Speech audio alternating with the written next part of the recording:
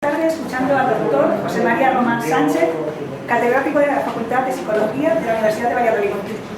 Su conferencia postulada Una explicación del funcionamiento del estado adulto, el modelo IM de Howard Gardner. Adelante, profesor. Muchísimas gracias. Mientras he estado preparando el funcionamiento de estos cacharros, pues me he dado cuenta que el título podía ser mejorado, y creo que lo he mejorado, pero seguro que lo veo dentro de 3 o 4 días y me vuelvo a cambiar. O sea que llega un momento que decir hasta que hemos llegado. Yo creo que lo que voy a poner a vuestra consideración o a la consideración de ustedes es una hipótesis que vuestra experiencia, vuestros datos confirmarán si esa hipótesis puede convertirse en ley o por el contrario debe seguir en la categoría de ley.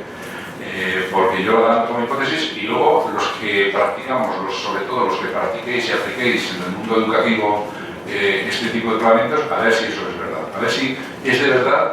Esta podría ser una explicación de la estructura, análisis estructural del estado adulto del yo, y del funcionamiento, o de algunos apartados de la estructura y de algunos apartados del funcionamiento. Y digo esto porque ahí hay una representación gráfica de un cuento, de los muchos cuentos de la sabiduría milenaria hindú. Yo tengo una colección y me encantan muchos de ellos, y les cuento como una manera de ayudar a aprender muchísimo mejor que la observación y muchísimo mejor que el ensayo y error, por supuesto, y la instrucción, que es el cuento de los, que todos lo conoceréis, del ciego y los elefantes. Para mí es una magnífica metáfora de todos los constructos psicológicos complejos, y casi todos los constructos psicológicos complejos son, casi todos los constructos psicológicos son complejos, enormemente complejos. Y desde luego eso de que es el estado adulto del ego, pues el estado adulto del ego es el elefante del cuento. Es decir, es poliédrico, tiene muchas maneras de ser mirado, probablemente tenga muchos componentes, probablemente tenga muchos tipos de funcionamiento. Yo me voy a centrar en algunos elementos de su estructura y en algunas formas de funcionamiento. Recordéis que lo del cuento, los cuentos serían para nosotros una analogía de los investigadores. Los investigadores queremos conocer ciertas realidades. A estos ciegos les hablaron que existía un animal muy grande, muy potente, muy inteligente, que se llamaba elefante, pero nadie lo había visto, obviamente, ni tocado, ni olido, ni mordido, ni nada. Y un buen día alguien corre la voz de que a esa aldea de ciegos se acercaba un elefante. Así que los jefes de la aldea, que eran 7 u 8 ciegos más sabios, abrieron las puertas, salieron a toda velocidad y, como eran ciegos, se chocaron contra él y cada uno se agarró donde pudo para no caerse. El elefante, como ser vivo, lo que hace es como los perros cuando salen del agua, hacen así, se quitan el agua, pues ellos, en vez de quitarse el agua, se quitaron a los ciegos. El elefante salió corriendo, se marchó. Los ciegos vuelven a la aldea y en la plaza cada uno empieza a informar de cómo era el ciego, es decir, de cómo es el estado adulto del yo. Cada investigador de análisis transaccional pues ha dicho cosas distintas del estado adulto del yo, o cosas semejantes, pero a la postre, como los tíos. ¿Cómo es el elefante? Pues el que se había agarrado al cuerno decía que era fino y frío, pero el que se había agarrado al rabo le negó rotundamente de que fuese frío y fino, sino que no era flexible y caliente. Y otro que había al lado, que se había agarrado a una pata, pues dijo que ni lo uno ni lo otro, que la verdad era la suya, que se había agarrado a la pata y era como una columna flexible y tal. Y el que se había agarrado a la tripa, y el que se había agarrado al lomo, y cada uno daba su versión.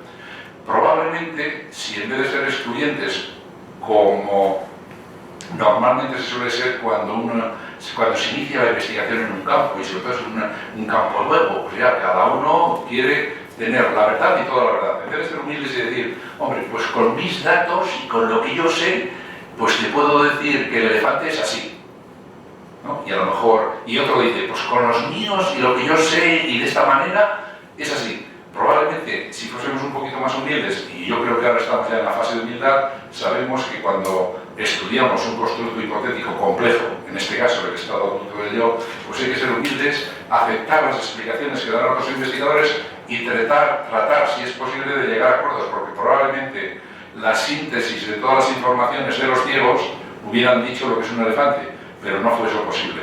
Entonces cuentan también que los ciegos de la aldea, porque era una aldea de ciegos, a medida que iban hablando los jefes, iban abandonando la plaza y al final se quedaron solos, porque como no se ponían de acuerdo. Bueno, pues yo quiero ser un ciego en la investigación de la estructura y el funcionamiento de la organización factorial, y voy a daros una hipótesis de cómo probablemente, o lo que es probablemente para mí la estructura y el funcionamiento del estado adulto de yo.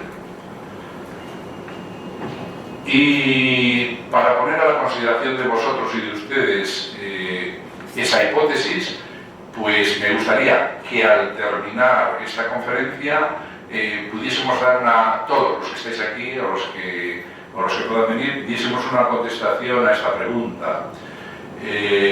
Sobre todo, me gustaría ver si logro daros datos suficientes para convenceros de que el estado adulto de yo es un conjunto integrado de procesos cerebrales y mentales. Integrado de procesos cerebrales. También, ¿cuáles son, cuando el estado adulto empieza a funcionar, cuáles son sus dos productos fundamentales? Tiene muchos, pero ¿cuáles son los dos, en mi opinión, más importantes? ¿Cuáles serían algunos de los más importantes componentes? Pues oye, pues este y este, vamos, caramba, pues creo que mi hipótesis sobre la estructura del estado adulto parece que la has almacenado bien. ¿Y el estado adulto se puede mejorar? Claro que sí. Todo cambia, absolutamente todo cambia. Bueno, excepto ciertas instituciones que están queridas de que lo que ellas predican no cambia nunca, ¿no? Porque como se lo ha dicho Dios, ¿cómo va a cambiar? Si Dios no puede engañar, pues todo seguirá así hasta los siglos de los siglos. Amén. Entonces, el estado adulto del yo puede cambiar, podemos cambiarlo. Luego, si podemos cambiarlo, a ver qué se puede hacer para cambiarlo. Y sobre todo, cambiarlo en una buena dirección, cambiarlo en la línea de que nos mejore. Bueno, estas cuatro cositas fundamentales, si lo consigo a través de lo que es una conferencia, es una información verbal que pongo a vuestra consideración, que si lo pongo bien, ordenado, sistemático, motivado, con cariño, con afecto, pues a lo mejor os animo a pensarlo, a discutirlo y a decirme, pues no estoy de acuerdo, pues sí estoy de acuerdo, pues parcialmente, aquí te encuentro una contradicción, ¿qué pruebas tienes de esto? Pero eso es el ideal, es decir, que sea capaz en una conferencia que solo pones mejor o peor información a disposición de la gente, que también les motives a esa discusión, ¿no?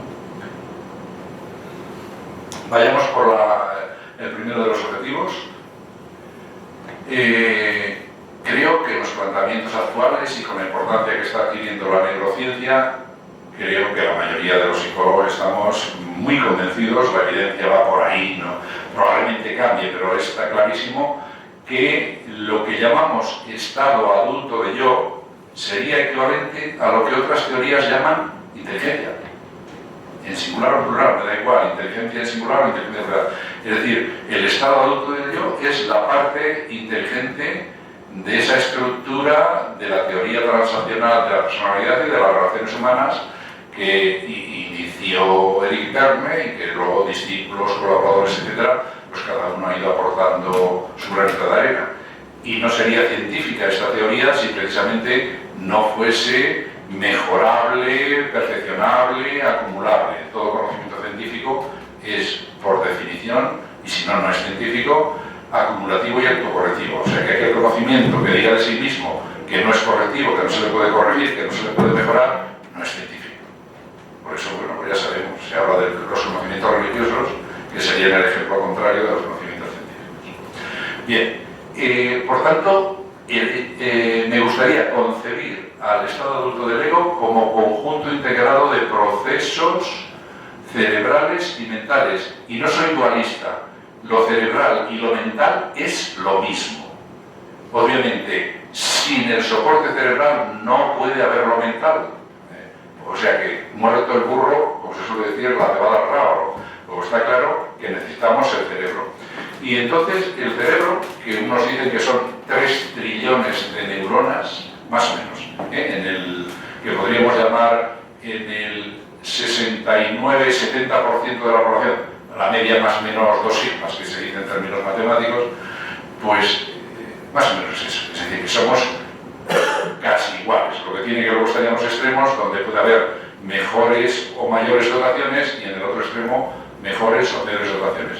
Entonces, esas neuronas tienen una cualidad, igual igual que el agua tiene una cualidad, o el diamante tiene una cualidad, o la piedra, pues bueno, las neuronas cerebrales tienen la cualidad de que están especializadas en representar la información sobre el mundo, externo e interno, y en procesar esas representaciones del mundo externo e interno. Eso hasta donde sabemos ahora, y es provisionalmente verdadero, el día de mañana pues ya veremos lo que dicen los avances, pero de momento parece ser que las neuronas, en cuanto reciben un estímulo auditivo, visual, olfativo, táctil, o sea que el cerebro es todavía peor que los ciegos, porque a fin de cuentas los ciegos del cuento, ellos mismos tocaban directamente el cerebro, que es una máquina inteligentísima, pues resulta que ni siquiera toca la realidad interior y exterior. Tiene traductores, tiene intermediarios, es un peligro, por eso el cerebro nos engaña tantas veces. Tiene traductores. ¿Quiénes son los traductores? Pues ya lo sabemos, los órganos de los sentidos. Es decir, la vista envía energía, lo que es energía más bien eléctrica, entra por los ojos y esto lo traduce en estímulos eléctricos. Lo mismo la energía que entra por los oídos, por el olfato, etc. Cada sentido traduce esa energía en algo que el cerebro pueda entender. Y para que el cerebro lo entienda, pues activa de esos 3 trillones, pues bueno, para archivar, por ejemplo, el concepto estado adulto del yo, por poner un ejemplo tonto. Estado adulto del yo, pues a lo mejor necesita 2000 neuronas que formen una red neuronal o una asamblea, de las dos maneras se llama. Y en esa red neuronal, cada vez que la activas, te vendrá a la mente estado adulto del yo. Otras 2000 neuronas, pues para decir ordenador, y cada vez que se activen, te viene a la mente ordenador. Por eso lo de procesos cerebrales, que cuando se activan, te viene algo a la mente. Si no se activan, no te viene nada a la mente, ¿no? Bueno, por tanto, recordad, hay unas neuronas expertas en almacenar información, en hacer representaciones simbólicas del mundo, de la vida, del hombre, de nuestros pensamientos, de nuestros sentimientos. Y hay otras expertas en mezclarlos, en relacionarlos, en asociarlos, que eso es procesar. Bien, entonces, por tanto, la estructura sería eso, y el funcionamiento principal, hacer esas dos cosas: representar la información sobre el mundo y luego, como se suele decir ahora, mezclarla, liarla, confrontarla, que eso es procesar la información. Bueno, a eso también, si queréis, la neurociencia sabéis que lo llama recursos cerebrales. O sea que a las neuronas, recordad, a la hora del nacimiento están sin unirse entre ellas. Bueno, antes se decía, cuidado, antes se decía, desde el parto en adelante, al nacer son 3 trillones de neuronas locas entre comillas, por recibir estimulaciones porque quieren juntarse para representar cosas del mundo y quieren juntarse para relacionarlas entre ellas, procesarlas, analizarlas. Bueno, esos son los recursos, llamémosle, cerebrales, fundamentales. Yo os voy poniendo eso por escrito, pero voy hablando cosas que van por delante o cosas que van por esta. Bueno, y por tanto, fijaros, importantes son los que se me ha olvidado una cosa importante. Hasta ahora creíamos que en el momento del parto era cuando empezaban a organizarse las neuronas, las redes representacionales y las redes procesuales. No. Desde hace como unos 15-20 años hay multitud de experimentos que muestran que eso no es mentira, pero no es toda la verdad, que es lo que suele ocurrir normalmente en la investigación. Tú dices algo como definitivo y luego resulta que eso es una parte de la verdad. Y claro que eso es una parte de la verdad.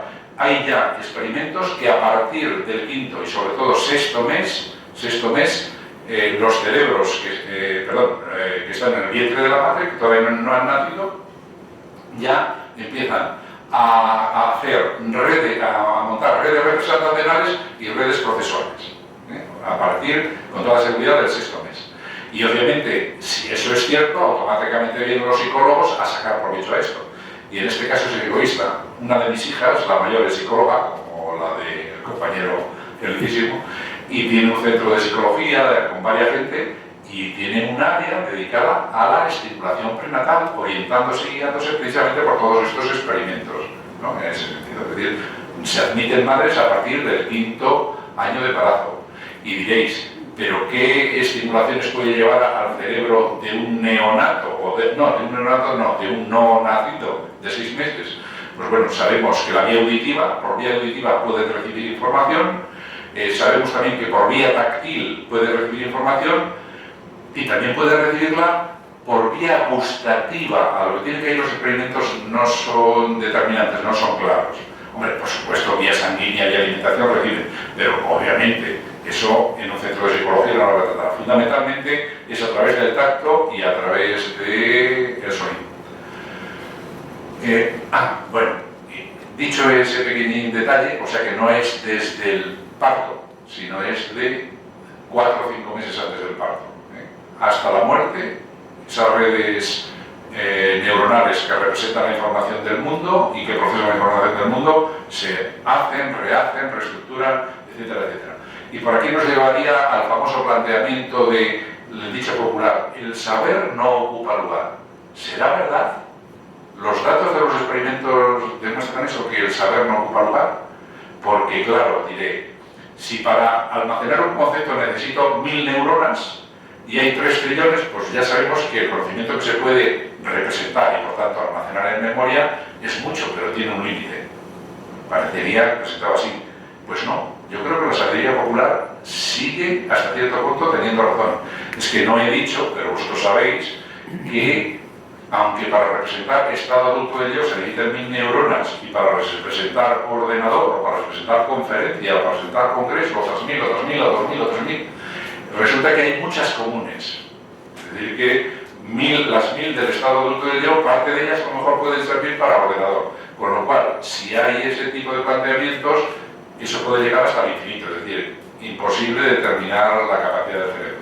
Lo que sí que sabemos que el cerebro es más lento que los ordenadores, porque ya sabéis aquello de que en las neuronas es la velocidad de la luz, la transmisión de información a la velocidad de la luz, pero claro, de neurona a neurona es mediante neurotransmisores, que es químico, que es líquido, y la velocidad por los líquidos es más lenta. Por tanto, siempre diremos que de momento, y hasta de lo que sabemos ahora, el cerebro, o esos conjuntos integrados de procesos cerebrales, procesan un poquito menos de la velocidad de la luz, ¿no?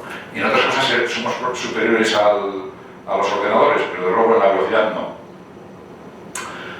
Por tanto, no sé si directamente he dicho que quien hace actuar al cerebro es el entorno. Por tanto, para que nuestro adulto funcione bien o funcione mal, o para que se estructure bien o se estructure mal, no depende solo de la biología, pero sin biología no puede. Entonces yo suelo decir que entonces, porque necesita la estimulación del entorno, del ambiente donde vives. Entonces fijaros la importancia. Ambas son variables necesarias, pero insuficientes. Es decir, para que nuestro adulto se desarrolle bien, para que nuestros procesos cerebrales se desarrollen bien, ¿se necesita la dotación cerebral? Sí, pero solo con la dotación cerebral no vamos a ninguna parte. ¿Se necesita el ambiente? Sí, pero solo con las estimulaciones del entorno, del ambiente, de la familia, de la escuela, del barrio, no es suficiente. Ambos son necesarios. Entonces la famosa discusión, ¿heredado o aprendido? Pues ni lo uno ni lo otro, es decir, se necesitan los dos, entran en interacción. Una cosa heredada fabulosa, si no interacciona bien con el ambiente, se pierde. Una cosa negativa o baja biológica, si interacciona con un bien ambiente, sube. Nunca se lograrán milagros, pero sube. Entonces, la solución yo la planteo en esa dirección. Bueno, vamos a ver, he dicho, el cerebro, o los procesos cerebrales, o lo que hace el adulto, hablando de la terminología de la teoría transaccional, son dos tipos de macro tareas: representar la información con el mundo, y entonces aquí valdría todas las formas que la psicología cognitiva, que la psicología de la memoria ha investigado de cómo el cerebro humano almacena información o representa información del mundo, todo eso valdría para aquí. Es decir, que la psicología de la memoria habría que ubicarla en el estado adulto del yo. Y entonces, ¿cómo sabemos que representa? Pues sabemos que la memoria episódica almacena en forma de episodios multisensoriales, que la memoria semántica almacena en forma de conceptos, de ideas, de significados, que la memoria procedimental en forma de secuencias, etc. Entonces, ¿cómo almacena nuestro estado adulto la información sobre el mundo? Pues yo afirmaría rotundamente que todo lo que dice la psicología de la memoria, un teórico del análisis transaccional debería de conocerlo para las intervenciones que tiene que hacer, preventivas, correctivas, optimizadoras sobre el estado adulto del yo. Bien, pero no solo hace representaciones, sino que también hemos dicho que hay redes neuronales especializadas en procesar la información. ¿Qué hemos de entender por procesar la información? Pues yo diría como hipótesis que lo que se entiende en psicología cognitiva de procesamiento. Y aquí os voy a poner un ejemplo que está tomado fundamentalmente de Stender. Stender es un psicólogo que fundamentalmente aplica sus conocimientos al campo educativo, por eso decimos de él que es un psicólogo educativo. Entonces, él entiende que las operaciones mentales de procesamiento, que a fin de cuentas procesar es darle vuelta a las informaciones que tenemos, vengan del niño, vengan del padre o vengan del mundo exterior. Las analizas todas y tomas una decisión. Y vengan de un niño contaminado o vengan de un padre contaminado. Eso es lo que queráis. Yo acepto esos planteamientos de la teoría, pero recordad que estos deben integrarse ahí. Esta es mi hipótesis. Entonces, pues vamos a ver. Voy, si queréis, despacito aquí. Las redes procesadoras lo que hacen es traducir o transformar, eso mismo, traducir o transformar una entrada de información sensorial por el oído, por la vista, por el olfato, por el gusto, por el tacto, por la kinestesia, en información verbal o icónica. Veo algo y digo Teresa, veo algo y digo felicísimo, veo algo y digo qué mural más bonito. Es decir, eso, que este mural tan bonito que entra por mis ojos como energía, lo transforma en palabras, o incluso si cierro los ojos soy capaz de ver eso. Por tanto, información de naturaleza sensorial se traduce en palabras o en imágenes. Pero no solo eso hacen las redes neuronales, las redes neuronales también hacen esto. Transforman eso que ha entrado, acaba de entrarme y digo, pues qué copia más bonita de Goya había en el centro riojano, ¿no? Información icónica. O me la estoy imaginando, era una chica, un señor en unos paisajes preciosos, icónico, ¿no? Aunque lo icónico lo verbal, ¿sabéis? Entonces, eso, a veces lo que se hace es transformarlo en conceptos, en ideas, en significado. Y tú lo almacenas. Y dicen los psicólogos cognitivos que eso lo tenemos almacenado en la memoria semántica. Y ese significado, en cualquier momento, hablando con cualquier persona, cuando llega a Valladolid, yo lo puedo transformar en palabras, e incluso en dibujos, en imágenes. Y eso lo hacen las redes procesadoras de información que tenemos ubicadas en el estado adulto del yo. Hacen más cosas todavía. Pueden coger conceptos e ideas, reelaborarlos, reestructurarlos, la idea, el concepto. Recordad que la idea, el concepto, es significado y se puede... algo lo tenemos almacenado con el significado cuando somos capaces de decirlo de muchas maneras. Cuando alguien algo solo es capaz de decirlo de una manera, siempre nos tiene que caber la duda razonable de si no será un aprendizaje mecánico, no un aprendizaje significativo. Pero si es capaz de decírtelo con 2 o 3 o 4 palabras distintas, con gestos, con dibujos, con movimiento, entonces no cabe duda, lo tiene almacenado como significado, como aprendizaje significativísimo, ¿no? Entonces también recordad, el ser humano tiene almacenados muchísimos ideas, conceptos y significados provenientes del niño y de su infancia, y provenientes del adulto y de lo que ve, y también provenientes del mundo y lo que ve. Y todo eso lo puede mezclar, analizar, comparar, discutir, poner como ejemplo. Y eso lo hacen las redes neuronales de naturaleza procesual. Esta estaría en la misma línea, diríamos, transformar es una cosa, es un tipo de proceso, es cambiarlo totalmente, es coger una idea de otro y tú la reelaboras, y asociar es cuando decimos, pues según fulanito de tal, esto, sin embargo, según citanito de tal, lo asocias la relación, pero no lo cambias. Eso es todo, fijaros, si os dais cuenta es el modelo informativista, ¿no? El que sigue aquí, el que orienta a Stender. Ha hablado de entrada de información, que para los que nos guiamos por el AT, pues esa información puede venir del padre del niño o de fuera, ¿no? Y luego, cuando está dentro, es cuando hacemos el procesamiento 3. El 3 y el 4 es con informaciones que tenemos dentro. Pero resulta que lo que tenemos dentro no lo tenemos por capricho, lo que tenemos almacenado en la parte que podríamos llamar estructura de memoria del estado adulto, pues eso lo utilizamos para muchas cosas, para aprobar un examen si somos estudiantes, para aprobar una oposición si buscamos trabajo, para responder a un entrevistador de recursos humanos si es que estamos más directamente buscando trabajo en la empresa privada, porque la de las oposiciones es para buscar trabajo en la empresa pública, o si hablamos con amigos en un bar, pues, ¿qué es lo que hacemos? Que aquello que tenemos almacenado lo transformamos en palabras. Por tanto, eso lo hacen otras redes neuronales. Y entonces traducen la información que tenemos en una salida, que es el 5 y que es el 6. Entonces, eso serían, en mi opinión, 6 operaciones mentales o 6 tareas de procesamiento que hace el adulto, que hacen, y dentro del adulto, aquellas redes neuronales que soportan esas 6 actividades de procesamiento. Obviamente estos son constructos hipotéticos, que luego hay que comprobar si funcionan o no funcionan, ¿no? No creo que todo esto ya os he dicho. Clarísimamente siempre decimos que el adulto procesa información procedente del padre, procesa información procedente del niño, contaminada o no, y procesa información procedente del mundo exterior, contaminada o no. Creo que al principio he dicho que el cerebro nos engaña cantidad de veces, pero nos engaña porque ahora antes dije máquina, ahora le pongo un apellido, porque es una máquina inteligente. Es una máquina inteligente y hay que ser inteligentes para que con 3 informaciones verbales que entran por el oído, 2 visuales que entran por la vista y una olfativa, te construyen una realidad. Porque el cerebro construye realidad con poquitos datos.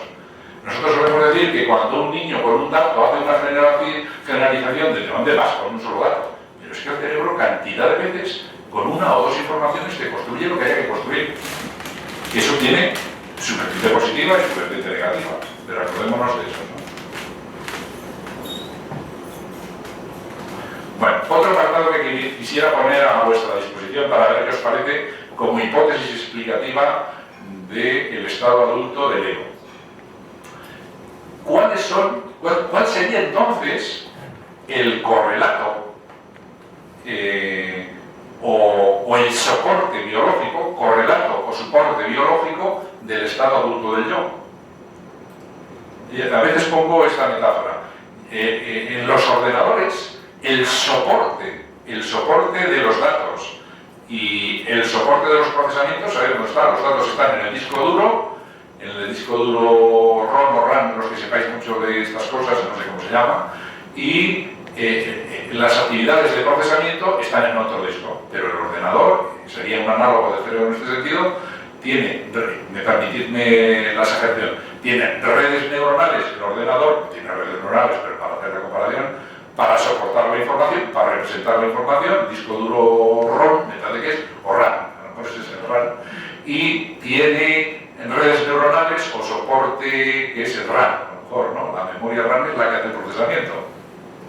Este tipo. Bueno, y entonces, dicho eso ya, ¿cuál es el soporte? Es decir, esas 2 grandes grupos de actividades, ¿dónde se apoyan? ¿Dónde están grabadas? ¿Dónde están grabadas?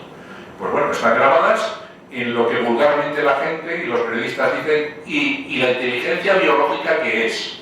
Digo, mira, no me hables de inteligencia biológica, háblame de cuáles son los soportes biológicos de la inteligencia, las bases, dónde se apoya la inteligencia biológica, los correlatos, bases o soportes. Pero no me hables de inteligencia biológica. O háblame de inteligencia biológica si ya has aceptado lo de correlatos, soportes y bases. Entonces, ¿cuáles son esas bases, las bases biológicas del estado adulto del yo?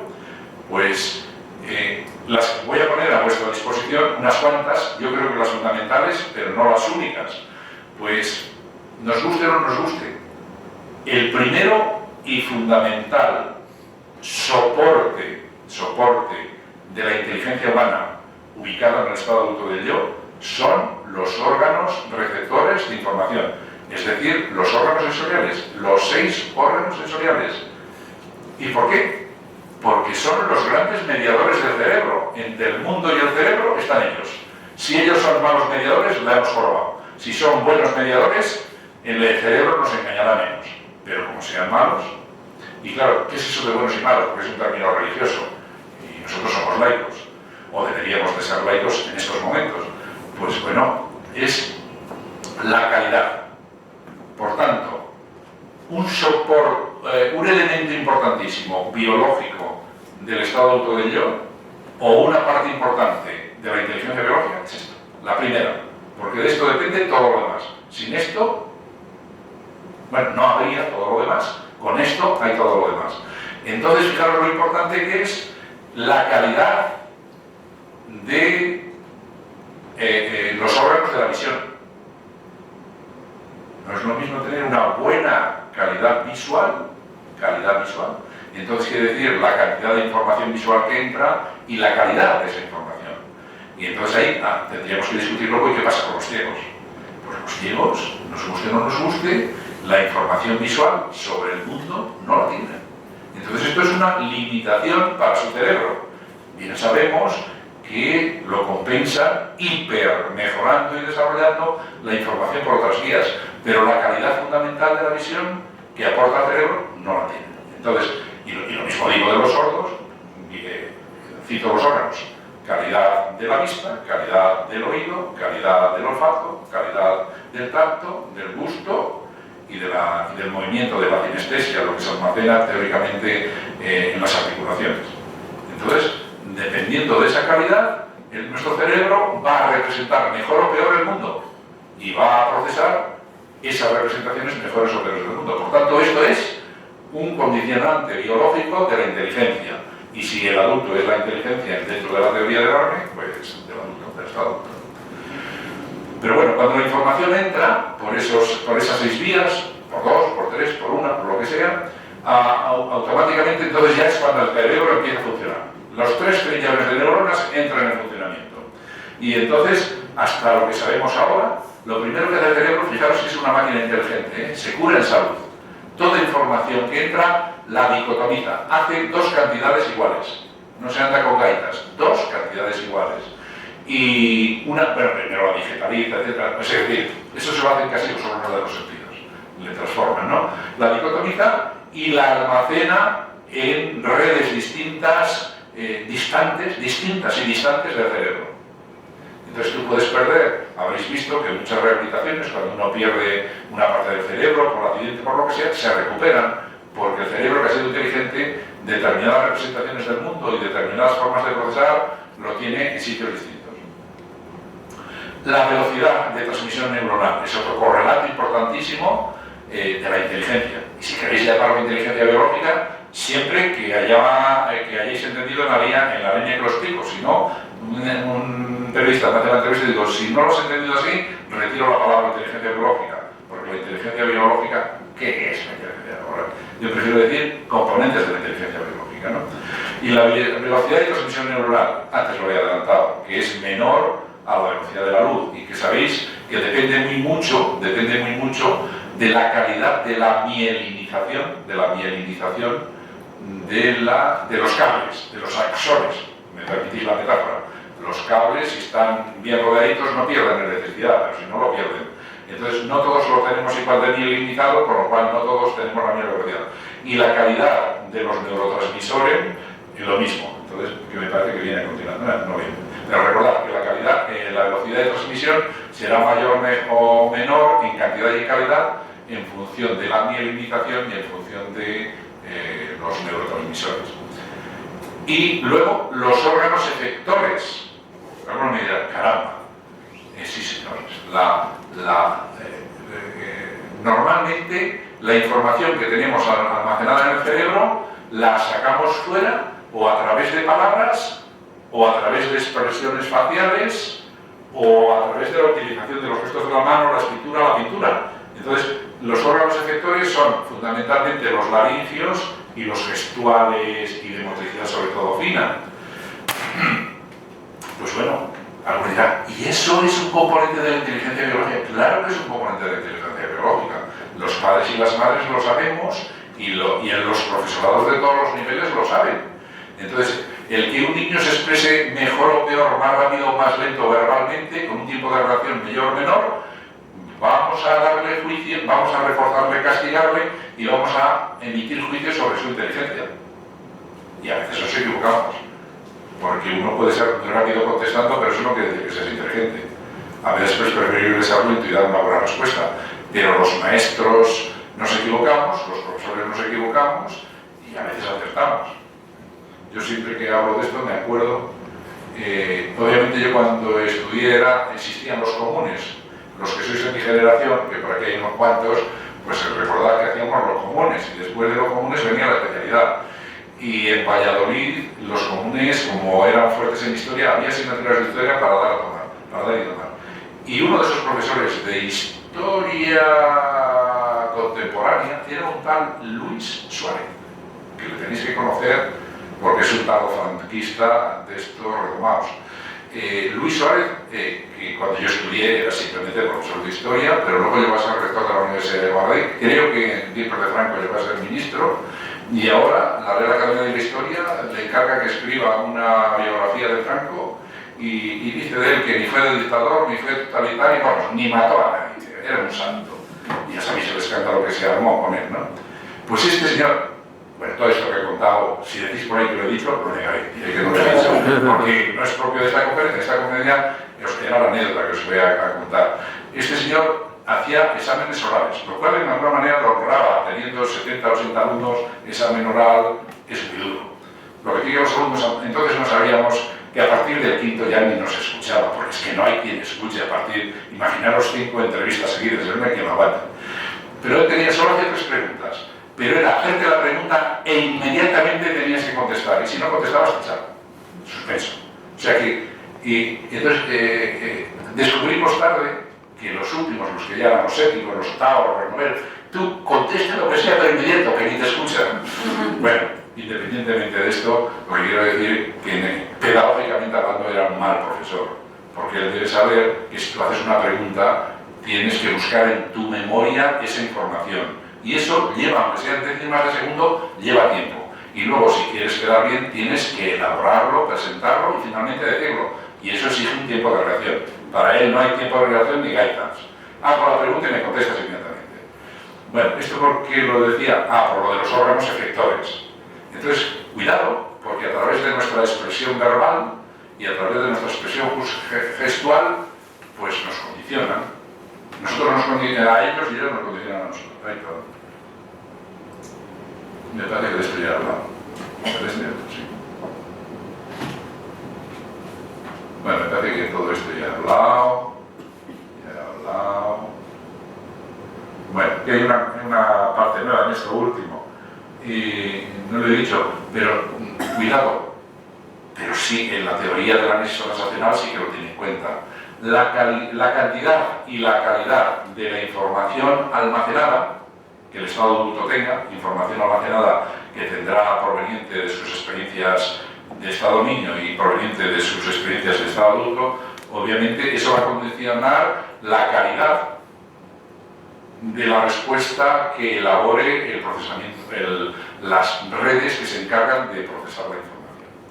Bueno, entre nosotros sabemos, porque los datos son tercos, o deberían ser tercos. Si hacemos una encuesta por ahí preguntando a la gente qué variable o qué característica psicológica es la que más ayuda a aprender, o en términos técnicos, que en una entrevista no lo haríamos, qué variable psicológica explica más varianza en el aprendizaje. Le haces esta pregunta a uno por ahí, te pega un puntapié donde menos te lo puedas imaginar, ¿no? En el mismo sitio que Felicísimo dijo de ese que primero le pegó aquí y luego le pegó en la otra parte, ¿no?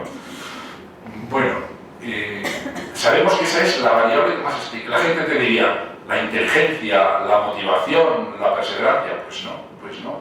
Los datos, experimento tras experimento, experiencias de realidad, lo que más ayuda a aprender y por tanto más explica lo que nuestro estado adulto aprende son los conocimientos previos. Por eso, fíjate, el condicionante de nuestras experiencias infantiles, estado niño, o de nuestras experiencias grabadas de nuestros padres y el estado adulto. Lo del entorno, ya lo hemos dicho.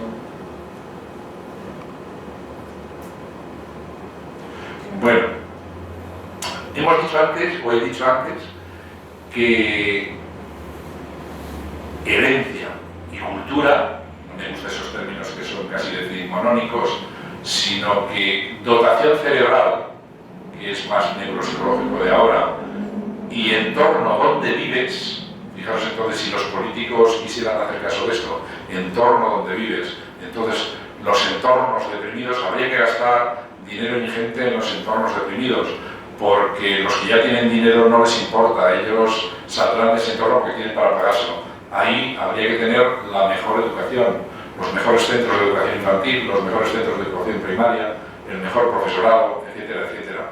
Pero bueno, eso es cuando uno quiere ayudar a ellos. Cuando uno quiere que las nuevas generaciones desarrollen su inteligencia, que es lo mismo que decir que desarrollen su estado adulto del yo, que es lo mismo que decir que sean ciudadanos sabios. Yo creo que también sería otra manera de hablar del estado adulto del yo, ciudadanos sabios. Gastaría dinero en eso. Entonces, pero tampoco quiero ser excesivamente determinista. Va a depender el desarrollo, la estructura y el buen funcionamiento del estado adulto, por supuesto del entorno, que es lo que pido yo a los políticos. El señor Wert, como es evidente y todos sabemos, está haciendo todo lo contrario, todo lo contrario. Y está pauperando la enseñanza pública, y si paupera la enseñanza pública es a la que acude más del 70% de la población. Entonces está matando el desarrollo de la inteligencia, que es tanto como decir el desarrollo del estado adulto del yo, que es tanto como decir la creación y desarrollo de ciudadanos sabios. Pero es que a él no le interesan los ciudadanos sabios, los ciudadanos inteligentes y el estado adulto del yo equilibrado. Pues entonces no haría esto. Está cercenando el 70% de la inteligencia de estas generaciones. Y a veces también pienso en aquellos países donde la mujer es machacada, que es tanto como decir que desprecian el 50% de toda la inteligencia que tienen las mujeres para resolver problemas.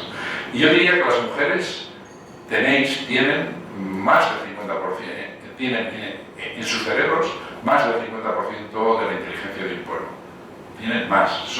No es peloteo ni es ironía.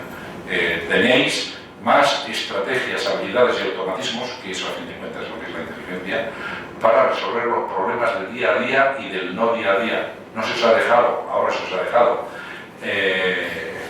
Pero es así, es así. Ya una conferencia no da para todo, pero podría contar los experimentos.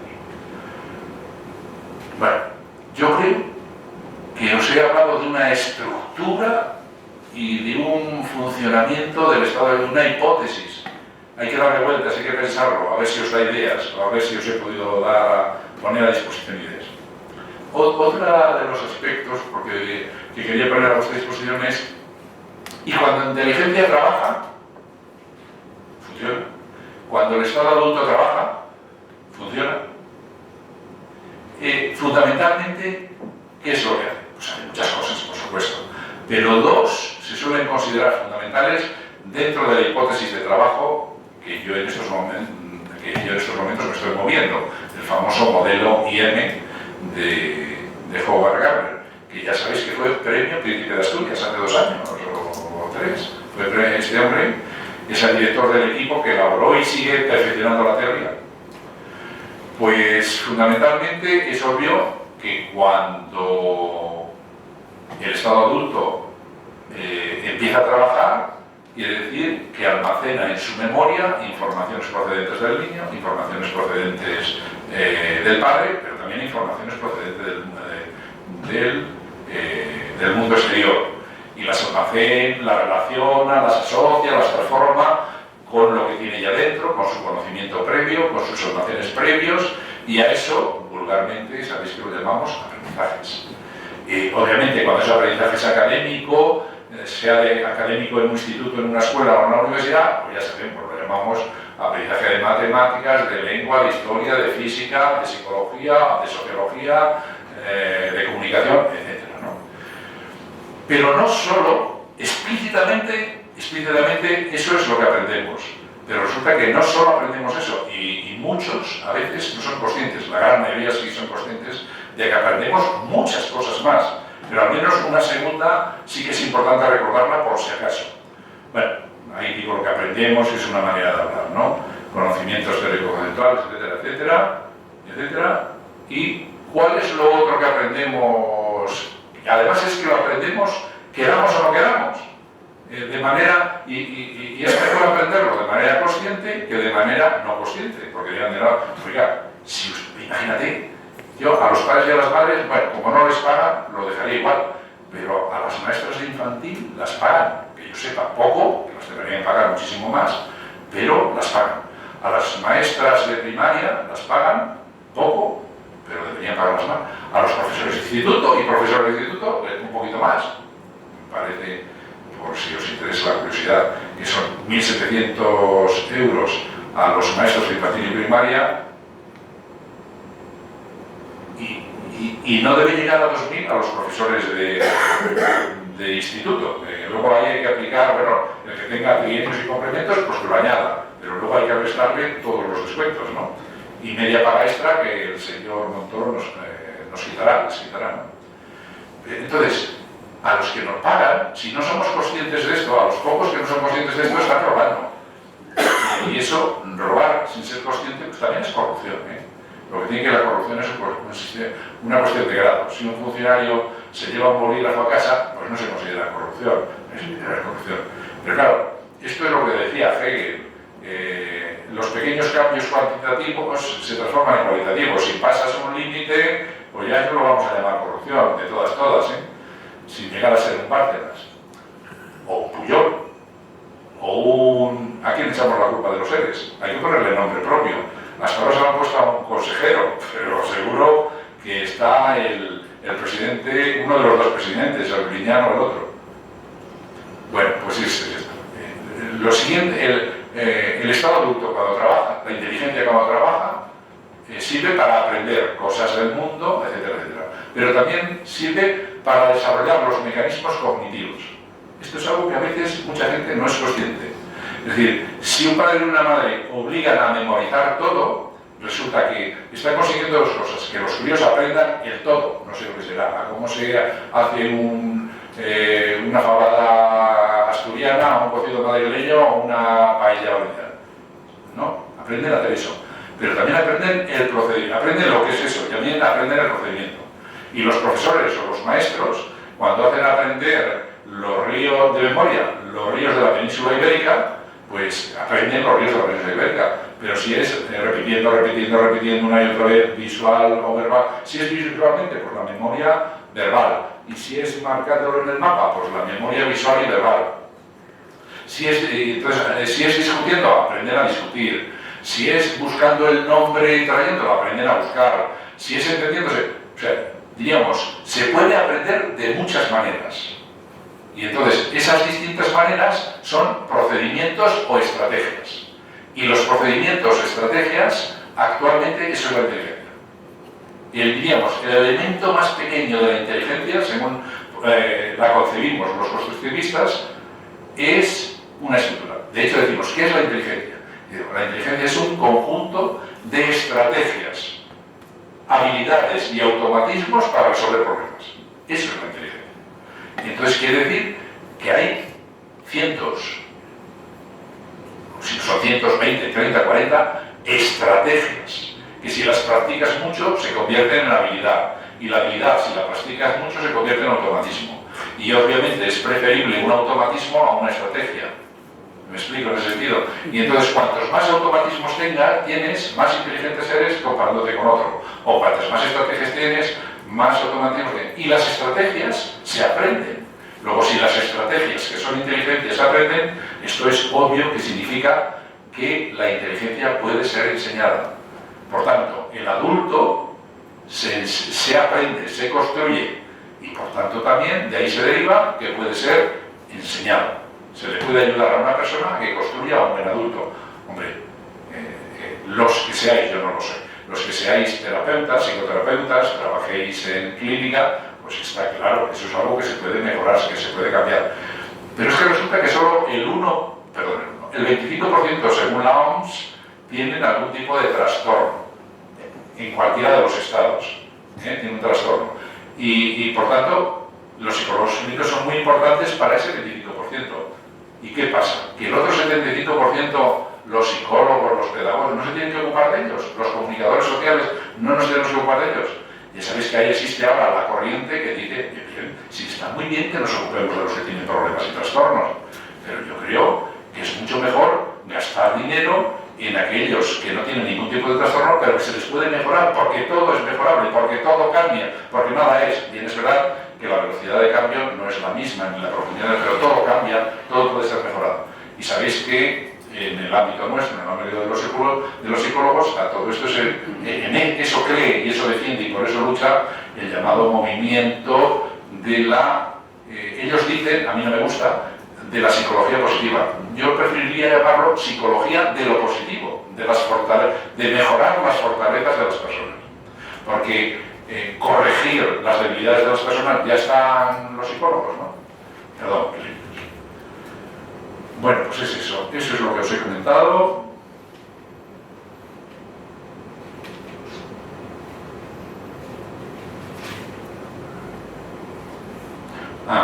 Una última aportación.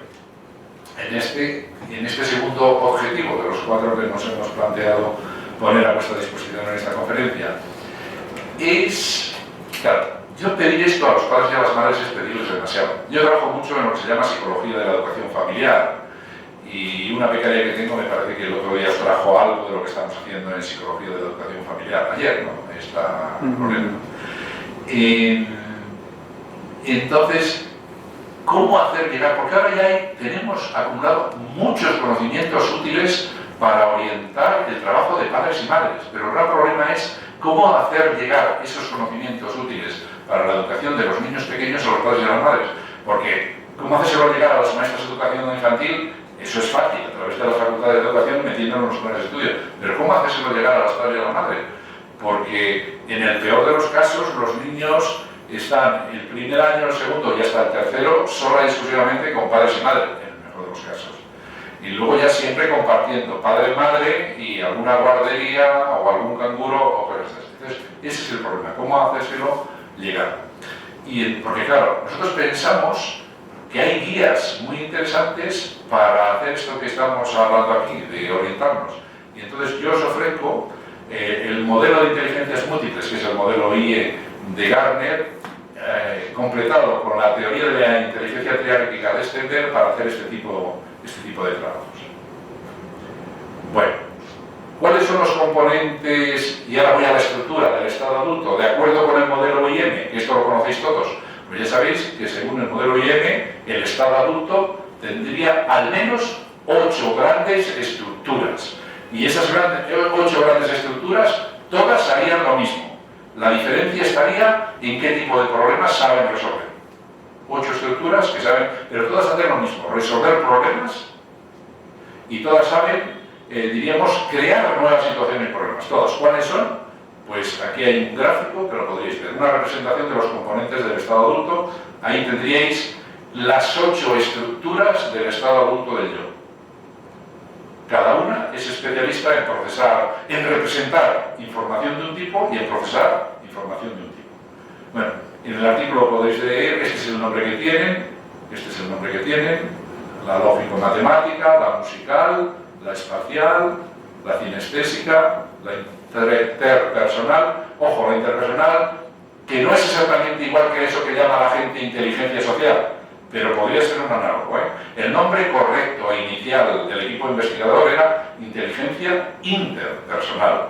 Lo que tiene que luego, pues bueno, cada uno lo llama como quiere, y algunos periodistas que se ganan la vida, felicísimo, que se ganan la vida divulgando, que es necesario que haya divulgadores, los conocimientos científicos, pues bueno, lo que quieren, que ese es el famoso Goleman. El famoso Goleman no es un periodista, primero y fundamentalmente especializado en psicología, es un gran divulgador de la psicología y eso le honra, pero tiene que respetar las etiquetas de los términos científicos o nos volveremos todos locos. Pero bueno, él se ha hecho de oro, sobre todo con el de inteligencia emocional. Él era el periodista de este equipo de investigación que dirigía Howard Gardner. Ya sabéis que los grandes equipos de investigación americanos, sean de lo que sea, tienen relaciones públicas, y este era relaciones públicas de esta. Entonces recordad que eso de inteligencia social es un poco fuerte. Y lo mismo intrapersonal se cargó, es decir, Gardner, el nombre es inteligencia intrapersonal. Bien es verdad que investigadores anteriores en los que Gardner se apoya la llamaban ya emocional, o sea que aquí a Goleman le podíamos perdonar un poco. Me parece en algunos sitios lo he puesto, o por lo menos en el artículo está, que es Salovey, fundamentalmente lo llamó inteligencia emocional, construyó test para medir. Hay test para medir cualquiera de esas estructuras del adulto. Bueno, aquí es otra representación gráfica de la estructura del adulto, con las caras de personas que han hiperdesarrollado, porque nadie desarrolla igual las 8 estructuras del adulto. Hay algunos que desarrollan una muchísimo y otras menos. Y ahí está cada uno la que más ha desarrollado. Lo tenéis también en el artículo y lo veréis en el artículo. Bueno, me parece cuando veis el artículo, en este cubo pues aparecen como 20 y tantas sugerencias para mejorar el funcionamiento de las 8 estructuras que, si me permitís, en la hipótesis que manejo en esta conferencia, existirían dentro del estado adulto. Bueno, esto es ya casi para investigación. Algo que poco a poco va entrando, y si me permites que me decimos ya con eso voy a terminar. El principio es una representación gráfica del principio del triple determinismo recíproco. Es bueno, porque la mayoría de los psicólogos se orientan por ello y la mayoría de los médicos dicen que es una tontería. Hay evidencia suficiente que demuestra que la actividad del cerebro, y creo que yo lo he expresado así, diríamos automáticamente, si tú induces una actividad del cerebro con drogas, con cirugía, con una descarga eléctrica, entonces automáticamente a tu mente vienen pensamientos, ideas del tipo que sea. La mente, pensamientos, sentimientos, ideas, conceptos. Pero, y normalmente esos pensamientos, ideas y conceptos, la mayoría de las veces, lo transformamos en palabras y en acciones. Y las palabras y las acciones se llama conducta. Pero también la inversa es cierta. Si tú obligas a una persona a decir muchas veces lo mismo, y creo que Felicísimo lo ilustró en una de sus ponencias, si tú dices muchas veces, pero eso ya lo decía el asesor de prensa de Hitler, tú dices muchas veces una mentira que al final se convierte en verdad. Bueno, aquí no vale el ejemplo, sino que tú le haces a una persona decir y hacer muchas veces lo mismo, que se llama entrenamiento en la selectividad, y eso cambia automáticamente su manera de pensar, mente y sus redes neuronales. Le obligas a hacer representaciones mentales distintas, redes neuronales cerebro, etc. O sea que diríamos que para un buen tratamiento, los que seáis psicoterapeutas, el ideal es incidir sobre los 3, porque si incidir sobre los 3 vais a la dirección. Los médicos dicen que coincidir en el cerebro basta. Los psicólogos muy antiguos decían que coincidir en la mente basta. Llegaron los conductistas y dijeron que coincidir en la conducta basta. Pues no, señor, hay que incidir. Por tanto, probablemente la llamada terapia cognitivo-conductual aborda la mente, aborda la conducta. Y a lo mejor la ayuda de algún tipo de fármaco pues tampoco estaría mal, que serían los planteamientos en las primeras fases, que serían los planteamientos médicos e integrales. Bueno, conclusión a la vez, llega el momento de la verdad. Una cosa es lo que yo deseo y procuro y creo que lo hago, y otra cosa es lo que hayamos logrado. Preguntároslo, por favor. ¿Os parece claro que a partir de ahora podríamos decir que el estado adulto es un conjunto integrado de procesos cerebrales y mentales? Que cuando trabaja hay siempre como mínimo 2 productos, desarrollo y aprendizajes, que serían 8, que la estructura del adulto podemos decir que al menos según este modelo son 8, según otro podría ser otras, pero este es bastante útil, bastante actualizado, y que las sugerencias para mejorar nuestro estado adulto, esas 30 y tantas, 40 sugerencias, pues a lo mejor funcionan. Finalmente, y muy importante, incidir sobre los padres, echarme una mano. ¿Cómo se podría llegar a los padres? Los que trabajáis en cargos directivos de los centros educativos, de la inspección, ver cómo llegar a los padres, ese es el gran problema. Y luego, espero que ya lo tenéis claro, pero si lo tenéis claro, lo habréis automatizado. El adulto se aprende. Las estructuras y el funcionamiento del adulto se aprenden. Y si se aprenden, por definición, pueden ser enseñados. Y colorín colorado, esta exposición se ha terminado. Gracias.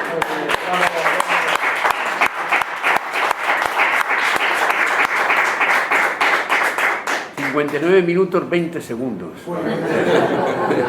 O sea que me quedaba 40. Sí, 40 segundos, joder. Esto es tremendo. Bueno, si queréis hacer alguna pregunta, porque ahora sí que vamos a tener un poco de tiempo. Bueno, quisiera... ¿Puedo? A ver, primero, gracias por apoyar la candidatura COPEL por la Paz. El COPEL es eso, acercarse a los padres.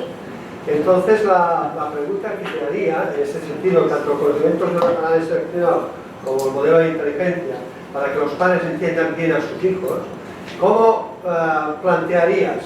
Porque el modelo del COPEL es a partir de un juego, jugando, que es cuando te das las relaciones de los padres y tal. ¿Cómo plantearías la orientación familiar en este sentido? ¿Sería dentro de la escuela? ¿Sería en la sociedad? ¿Sería entre medio? Bueno, pues yo diría que esta pregunta me la he hecho multitud de veces y nos hacemos en el grupo de investigación que yo dirijo. Pues yo creo que no hay que desaprovechar ningún cartucho. Esto es lo mismo que la pregunta, ¿y usted es partidario del aprendizaje mecánico o del aprendizaje significativo? Digo, de los dos. Si me das a elegir, y puedo elegir, yo prefiero que los chicos hagan aprendizaje significativo. Pero si no pueden hacer aprendizaje significativo, que hagan mecánico. Mejor es un poquitín que nada. Entonces, posibilidades. Pues ya sabemos que hay posibilidades de crear escuelas de padres independientemente de los institutos y de las escuelas. Pues es una forma. Y ver cómo se hace. Que las instituciones privadas, las consultas privadas, los centros importantes y privados, que lo monten. Lo primero sería público, pues adelante. Que en las escuelas de infantil, o en las escuelas de primaria, o en los institutos, en las asociaciones de padres y madres, lo monten, pues adelante. Que las universidades o los departamentos de psicología o de pedagogía que trabajen estos temas lo monten, y hagan experimentos, y si son públicas será gratuito o cuasi gratuito, pues adelante. Yo no sé, necesito ideas. ¿Ahora cómo lo hacemos? Pues ahora lo hacemos fundamentalmente a través de las APAs. Y las APAs son las que deben llevar. Pero es que a las APAs van los 15 o 20 padres motivados, pero los otros 250 ya pueden por allí. Pero bueno, me dirás, ¿y por eso hay que dejarlo? No, soy posibilista y he dicho, bueno, pues mejor poco que nada. Si van 25, pues van 25. No sé, vosotros, tú, que tenéis experiencia a través de la COPEL, pues mejor. Bueno, ojo, estoy hablando de todo presencial. Hombre, casi lo presencial tiene enormes ventajas sobre lo no presencial o virtual. Pero bueno, lo virtual también tiene. Yo suelo decir, ¿qué es mejor? ¿Ver un partido de fútbol en el Bernabéu o verlo el mismo partido a través de la televisión? Yo creo que es mejor en el Bernabéu, porque la información sobre el partido de fútbol entra por los 6 órganos de los sentidos. Por tanto, el cerebro, cuando construya su imagen de esa realidad externa, que es el partido de fútbol, tiene sonidos, visiones, olores, gustos de la boca y del bocadillo, gritos, insultos, saltos, o sea, tiene la información completa, por tanto puede construir una imagen, una representación mental. Las redes mentales mejor. Sin embargo, si lo ves por la televisión, no tiene más que dos: oído, y no todo, y vista, y a la vista tiene una cosa más, que se pueden repetir las jugadas. Eso yo creo que es la única ventaja que tiene el fútbol o el deporte por la televisión, que puede repetir cuantas quieran, y en el otro sin embargo no. Por tanto, también soy partidario de montarlo vía online, a ver si los padres también consiguen, pero nosotros no hemos trabajado todavía nada vía online, y que tengo 2 becarios que son unos fieles de la informática, pero es que a todos no llegamos. No sé, lo vuestro es online, fundamentalmente, ¿no? No, el nuestro utilizamos online, el Departamento de Enseñamiento de la Generalitat ya hay un apartado de la orientación familiar en web, pero el online tiene un problema que los padres que tienen un guión adecuado ya utilizan, les orientas, pero los padres que tienen problemas de relación entre padres e hijos y el juego psicológico y todo esto no lo puedes trabajar online porque es pobre. Y otra idea que también ha salido aquí en el Congreso, las series, los programas, la famosa Nani, o como no hay un programa, y cada vez más, pero claro, esa es una enseñanza explícita de esos conocimientos psicológicos útiles para ayudar a aprender más y mejor a los niños. Pero también se podría hacer de manera implícita, series en las que aparecen figuras que se comportan de determinada manera, y entonces los padres y las madres, si esa serie tiene garra, aprenden por imitación. O sea que yo creo que hay que aprovechar todo, hay que aprovechar internet, las series de televisión, lo presencial.